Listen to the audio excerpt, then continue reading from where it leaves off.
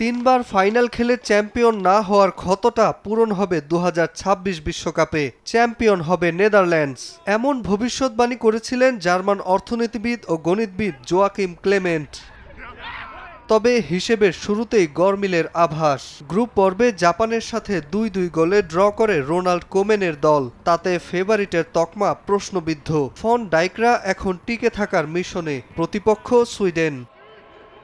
Netherlands আর Sweden দুই দলই এবছর খেলা শেষ ৬ ম্যাচে ৩টিতে জয় পেয়েছে। দু দলের শেষ দেখায় জেতে নেদারল্যান্ডস। তবে বিশ্বকাপে সুইডেনের শুরুটা স্মরণীয়। ৫-১ গোলে তিউনিসিয়াকে স্রেফ উড়িয়ে দেয় গ্রাহাম পটারের দল। বেশ ভারসাম্যপূর্ণ দল ডাচদেরও।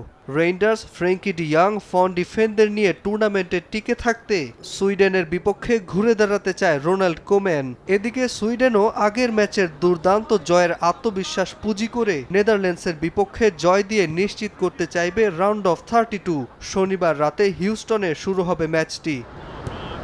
নাজমুল হাসান পুলক, সময় সংবাদ।